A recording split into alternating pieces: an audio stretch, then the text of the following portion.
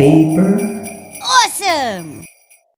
Kamusta mga ka-Paper Awesome? Ngayon, gagawa tayo ng paper box. Gaya nito. Tara, simulan natin.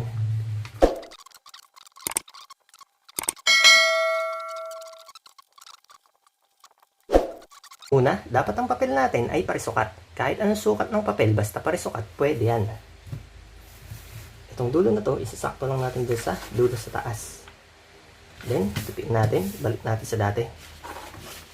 Rotate natin, ganyan din itong side na to. Gayahin lang natin yung kanina. Then, balik natin sa dati. Sunod, itong sentro na to, papantay natin yan dito. Yan, pinantay lang natin sa sentro, tapos ibalik natin. Then, rotate natin ang papel. Ngayon, meron na siyang palatandaan dito. Ito, isasakto lang natin dyan. Fold natin maayos. Then, balik natin sa dati. Ito ang importante. Makikita natin, ito yung fold niya. Yun. Tapos yung pinold natin. Meron siyang parang cross dyan. So, ito yung sentro. I-fold natin ito pataas. Tapos, dapat sumakto siya dito sa may sentro. Yan. Dito kita naman sa likod. Then, i-fold natin. Ganon din ang gagawin natin dito. Meron ulit tayo makikita dito. Yan. Ulitin lang natin yung ginawa natin.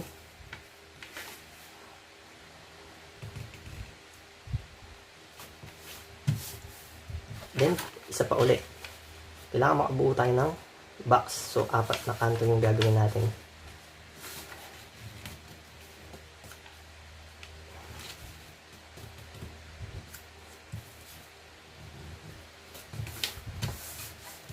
Then, balik natin sa dati.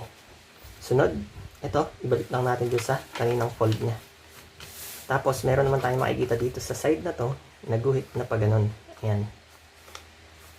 So, ngayon, ito, ipapantay lang natin dyan.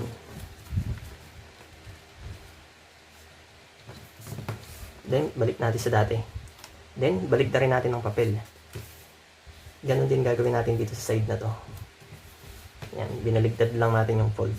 Then, dito naman, sa kabilang side, baligtad rin natin ng papel. Yan, ginaya lang natin yung kanina. So, ngayon, ibalik natin to sa dati. Yung kabilang side naman.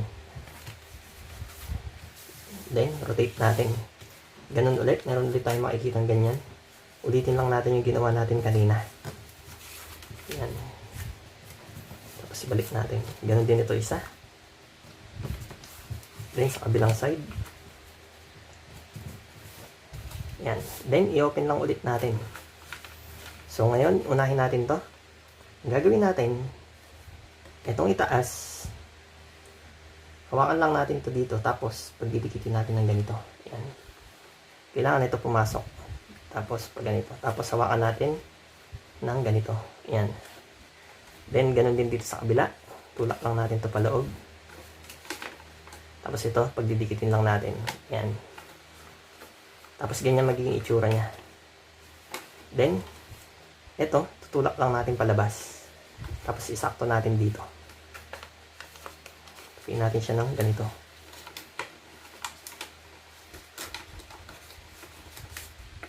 Yan. Tapos, ayusin lang natin. Yan. Para siyang may lock, di ba? Then, 4 na ganyan yung gagawin natin. So, nakaisa na tayo. Sunod. Ito, yan. Tapos, ganun lang din gagawin natin. Katulad, ginawa natin kanina. Tapos, tupin natin ito palabas.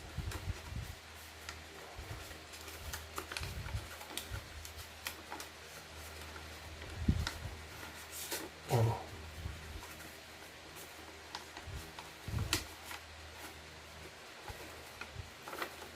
Next.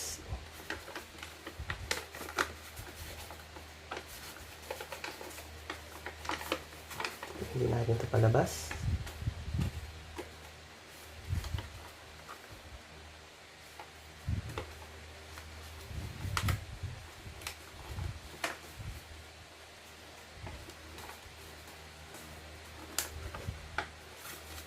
Sunod.